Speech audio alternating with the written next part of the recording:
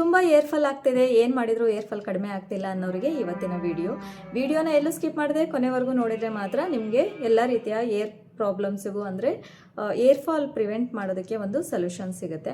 ಯಾಕಂದರೆ ಈ ವಿಡಿಯೋದಲ್ಲಿ ನಾನು ಕಂಪ್ಲೀಟಾಗಿ ಡೀಟೇಲಾಗಿ ಪ್ರತಿಯೊಂದನ್ನು ಎಕ್ಸ್ಪ್ಲೈನ್ ಮಾಡಿದ್ದೀನಿ. ಫಸ್ಟು ನೀವು ಮಾಡ್ತಾ ಇರುವಂತಹ ಈ ಮಿಸ್ಟೇಕ್ಸನ್ನು ಕರೆಕ್ಟ್ ಮಾಡಿಕೊಂಡಾಗ ನಿಮ್ಮ ಏರ್ ಫಾಲ್ ಕೂಡ ಕಡಿಮೆ ಆಗುತ್ತೆ.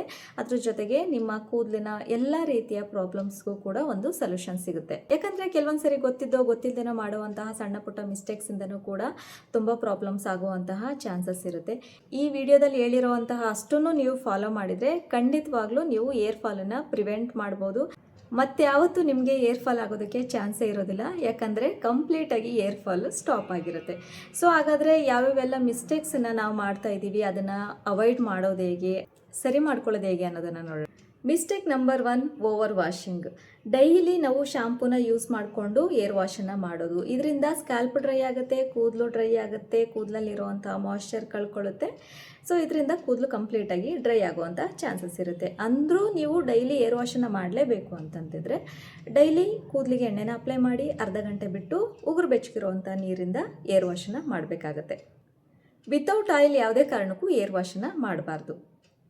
Mistake number 2, hot water. ತುಂಬ ಬಿಸಿ ನೀರನ್ನು ಯೂಸ್ ಮಾಡಿಕೊಂಡು ಕೂದಲನ್ನ ವಾಶ್ ಮಾಡುವಂಥದ್ದು.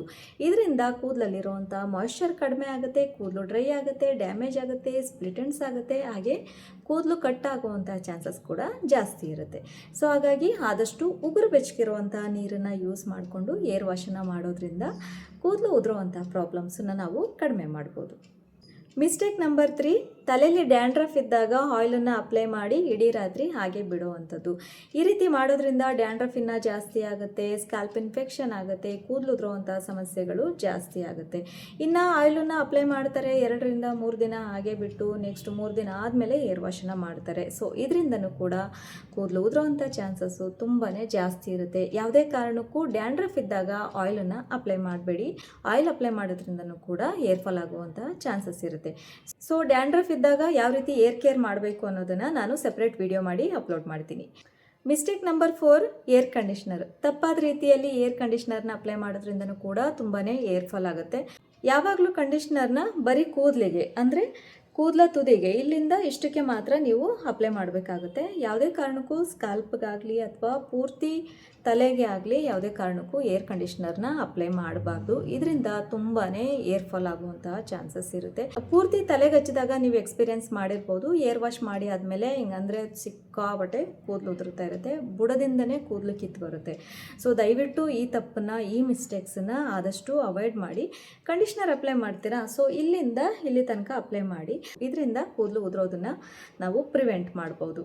ಮಿಸ್ಟೇಕ್ ನಂಬರ್ 5, ಏರ್ ವಾಶ್ ಆದಮೇಲೆ ಕೂದಲನ್ನ ತುಂಬ ಸಮಯದವರೆಗೆ ಟವಲಿಂದ ಸುತ್ತಿ ಇಡೋವಂಥದ್ದು. ಮುಕ್ಕಾಲು ಗಂಟೆ, ಅರ್ಧ ಗಂಟೆ, 1 ಅವರ್ ತನಕ ಬಿಡೋವಂಥದ್ದು. ಈ ಮಿಸ್ಟೇಕನ್ನು ಮಾಡಬೇಡಿ. 5 ರಿಂದ 10 ನಿಮಿಷ ಸಾಕು. ಟವಲನ್ನು ಸುತ್ತಿರ್ತೀರ, ನೀರೆಲ್ಲ ಕಂಪ್ಲೀಟಾಗಿ ಡ್ರೈ ಆದಮೇಲೆ ಅದನ್ನು ನ್ಯಾಚುರಲ್ ಸನ್ಲೈಟಲ್ಲಿ, ನ್ಯಾಚುರಲ್ ಗಾಳಿಯಲ್ಲಿ ಒಣಗಿಸ್ಕೊಂಡ್ರೆ ತುಂಬಾ ಒಳ್ಳೆಯದು. ಅಷ್ಟು ಜೋರಾಗಿ ಕೂದಲನ್ನ ಉಜ್ಜೋ ಅಂಥದ್ದು, ಕೂದಲನ್ನ ಕೊಡುವ ಅಂಥದ್ದು ಈ ರೀತಿ ಮಾಡಬೇಡಿ. ಈ ರೀತಿ ಮಾಡಿದಾಗ ಕೂದಲು ಕಟ್ಟಾಗುವಂಥ ಚಾನ್ಸಸ್ ಇರುತ್ತೆ.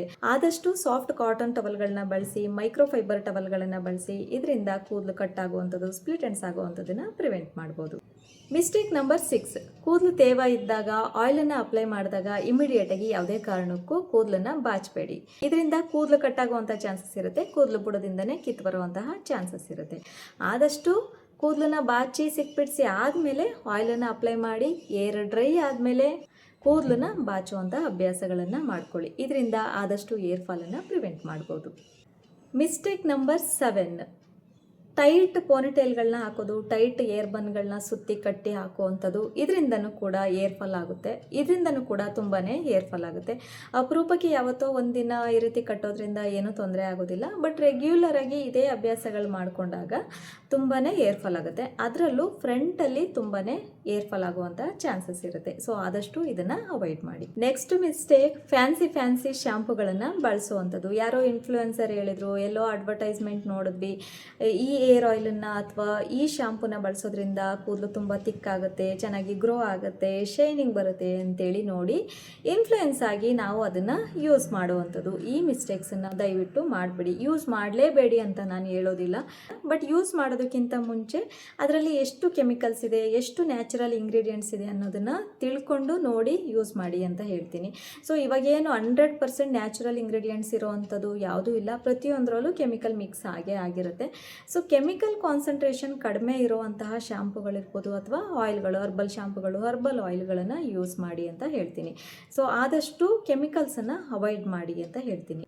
ಆದಷ್ಟು ಕೆಮಿಕಲ್ ಫ್ರೀ ಪ್ರಾಡಕ್ಟ್ಗಳನ್ನು ಬಳಸಿದರೆ ತುಂಬಾ ಒಳ್ಳೆಯದು ಅಂತ ಹೇಳ್ತೀನಿ. ಮಿಸ್ಟೇಕ್ ನಂಬರ್ 9, ಕೆಮಿಕಲ್ ಏರ್ ಡೈಗಳನ್ನ ಬಳಸುವಂಥದ್ದು. ದಯವಿಟ್ಟು ಈ ಕೆಮಿಕಲ್ ಏರ್ ಡೈಗಳನ್ನ ಬಳಸೋದನ್ನು ದಯವಿಟ್ಟು ಸ್ಟಾಪ್ ಮಾಡಿ ಅಂತಲೇ ಹೇಳ್ತೀನಿ. ಯಾಕಂದರೆ ಇದರಿಂದ ನಮಗೇನೋ ಫಸ್ಟು ಖುಷಿ ಆಗಿಬಿಡುತ್ತೆ, ಕೂದಲು ಕಪ್ಪಾಗುತ್ತೆ, ಕೂದಲು ಚೆನ್ನಾಗಿ ಕಾಣಿಸ್ತಿದೆ ಅಂತೇಳಿ ನಾವು ಖುಷಿಯಾಗಿ ಇನ್ಸ್ಟೆಂಟಾಗಿ ರಿಸಲ್ಟ್ ಸಿಗುತ್ತೆ ಅಂತೇಳಿ ನಾವೇನೋ ಖುಷಿಯಾಗಿ ಅಪ್ಲೈ ಮಾಡಿ ಯೂಸ್ ಮಾಡ್ತೀವಿ. ಆದರೆ ಇದು ದಿನಗಳು ಕಳೆದಂತೆ, ವರ್ಷಗಳು ಕಳೆದಂತೆ ನಮಗೆ ಸೀರಿಯಸ್ ಹೆಲ್ತ್ ಇಶ್ಯೂಸ್ ಆಗೋದಕ್ಕೆ ಸ್ಟಾರ್ಟ್ ಆಗುತ್ತೆ. ಇದನ್ನು ಯೂಸ್ ಮಾಡ್ತಾ ಮಾಡ್ತಾ ಬರೀ ಏರ್ ಫಾಲ್ ಆಗುವಂಥದ್ದಲ್ಲ, ಬರೀ ಸ್ಕಿನ್ಗೆ ಸಂಬಂಧಪಟ್ಟಂತಹ ತೊಂದರೆಗಳಾಗುವಂಥದ್ದು, ಇಂಟರ್ನಲಿ ಆರ್ಗನ್ ಡ್ಯಾಮೇಜ್ ಆಗುವಂಥದ್ದು, ಕ್ಯಾನ್ಸರ್ ಆಗುವಂಥದ್ದು, ತುಂಬಾ ಸೀರಿಯಸ್ ಹೆಲ್ತ್ ಇಶ್ಯೂಸ್ ಆಗೋದ್ರಲ್ಲಿ ಡೌಟೇ ಇಲ್ಲ.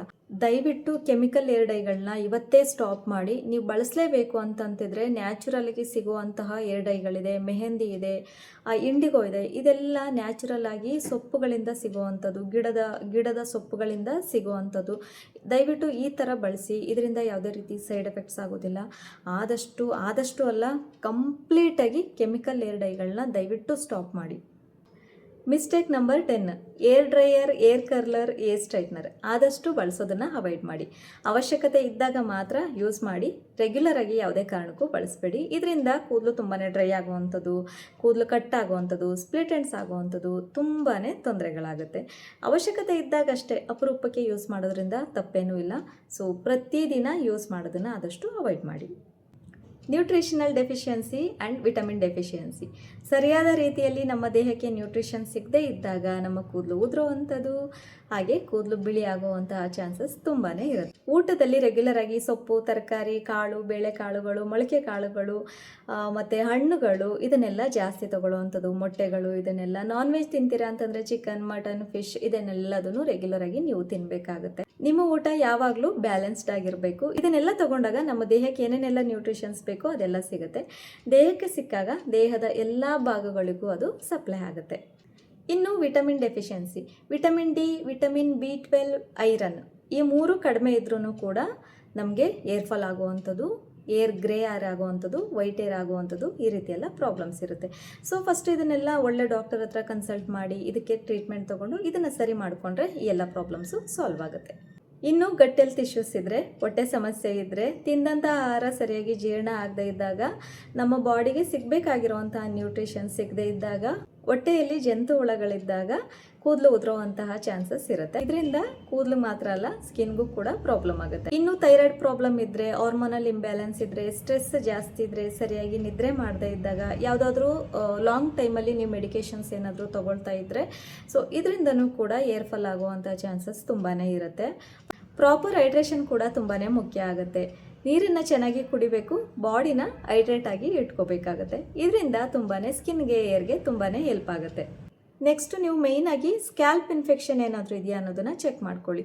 ತಲೆ ಬುರುಡೆ ಕಟ್ತಾ ಬರ್ತಾ ಇದೆಯಾ, ಪದೇ ಪದೇ ತಲೆಯಲ್ಲಿ ಕಟ್ತಾ ಬರ್ತಾ ಇರೋವಂಥದ್ದು, ಡ್ಯಾಂಡ್ರಫು ಜಾಸ್ತಿ ಇರೋವಂಥದ್ದು, ಹಾಗೆ ತಲೆಯಲ್ಲಿ ಗುಳ್ಳೆಗಳು, ಪಿಂಪಲ್ಸ್ ಏನಾದರೂ ಇದೆಯಾ ನೋಡ್ಕೊಳ್ಳಿ. ಸ್ಕ್ಯಾಲ್ಪ್ ಡ್ರೈ ಅಂತ ಅನ್ನಿಸ್ತಾ ಇದೆಯಾ ನೋಡ್ಕೊಳ್ಳಿ. ಏನಾದರೂ ಗಾಯಗಳು ಏನಾದರೂ ಇದೆಯಾ, ಸೊ ಇದನ್ನೆಲ್ಲ ನೀವು ನೋಟಿಸ್ ಮಾಡಬೇಕಾಗತ್ತೆ. ತುಂಬ ದಿನಗಳವರೆಗೂ ನಿಮಗೆ ಈ ರೀತಿ ಏನಾದರೂ ಇದೆ ಅಂತಂದರೆ ದಯವಿಟ್ಟು ನೆಗ್ಲೆಕ್ಟ್ ಮಾಡಬೇಡಿ. ಒಳ್ಳೆ ಡಾಕ್ಟರ್, ಡರ್ಮಟಾಲಜಿಸ್ಟನ್ನು ಕನ್ಸಲ್ಟ್ ಮಾಡಿ ಅವ್ರು ಕೊಡೋವಂಥ ಟ್ರೀಟ್ಮೆಂಟನ್ನು ಫಾಲೋ ಮಾಡಿ. ಸೊ ಇದರಿಂದನೂ ಕೂಡ ನಿಮಗೆ ಏರ್ ಫಾಲ್ ಆಗುವಂಥ ಚಾನ್ಸಸ್ ಇರುತ್ತೆ. ಫಸ್ಟು ನೀವು ಇದನ್ನು ಟ್ರೀಟ್ ಮಾಡಿಕೊಂಡ್ರೆ ಏರ್ ಫಾಲನ್ನು ಪ್ರಿವೆಂಟ್ ಮಾಡ್ಬೋದು. ಏರ್ ಫಾಲ್ ಕಂಪ್ಲೀಟಾಗಿ ಸ್ಟಾಪ್ ಆಗುತ್ತೆ. ಸೊ ನೀವು ಇದಿಷ್ಟನ್ನು ಕರೆಕ್ಟಾಗಿ ಫಾಲೋ ಮಾಡಿದ್ರೆ ಒಂದೇ ತಿಂಗಳಲ್ಲಿ ನಿಮ್ಮ ಏರ್ ಫಾಲ್, ನಿಮ್ಮ ಕೂದಲಿನ ಎಲ್ಲ ಸಮಸ್ಯೆಗಳಿಗೂ ಪರಿಹಾರ ಸಿಗುತ್ತೆ. ಎಲ್ಲ ಪ್ರಾಬ್ಲಮ್ಸು ಸಾಲ್ವ್ ಆಗುತ್ತೆ. ಕೂದಲು ಉದುರೋದು ಕಡಿಮೆ ಆಗುತ್ತೆ. ಸೊ ಕೂದಲು ಬೆಳೆಯೋದಕ್ಕೆ ಸಹಾಯ ಆಗುತ್ತೆ. ಆದರೆ ಹೊಸದಾಗಿ ಯಾವುದಾದ್ರೂ ಏರ್ ಕೇರ್ ಪ್ರಾಡಕ್ಟ್ಗಳನ್ನು ಬಳಸ್ತಾ ಇದ್ದೀರಾ ಅಂತಂದರೆ ವಿತೌಟ್ ಪ್ಯಾಚ್ ಟೆಸ್ಟ್ ಯಾವುದೇ ಕಾರಣಕ್ಕೂ ಬಳಸಬೇಡಿ. ನೀವು ಯಾವ ಮಿಸ್ಟೇಕ್ಸನ್ನು ಮಾಡ್ತಾ ಇದ್ದೀರಾ, ನೀವು ಮಾಡೋವಂಥ ಮಿಸ್ಟೇಕ್ ಯಾವುದು ಅನ್ನೋದನ್ನು ನೋಟಿಸ್ ಮಾಡಿ ಅದಕ್ಕೆ ಪರಿಹಾರನ ಹುಡುಕೊಂಡ್ರೆ ಖಂಡಿತವಾಗ್ಲೂ ನಿಮ್ಮ ಎಲ್ಲ ಏರ್ ಪ್ರಾಬ್ಲಮ್ಸ್ಗೂ ಸೊಲ್ಯೂಷನ್ ಸಿಕ್ಕಂಗೆ. ಸೊ ಇದಾಗಿತ್ತು ಇವತ್ತಿನ ವಿಡಿಯೋ ಇಷ್ಟ ಆದರೆ ಪ್ಲೀಸ್ ಲೈಕ್ ಮಾಡಿ, ಶೇರ್ ಮಾಡಿ, ಸಬ್ಸ್ಕ್ರೈಬ್ ಮಾಡೋದನ್ನು ಮರಿಬೇಡಿ.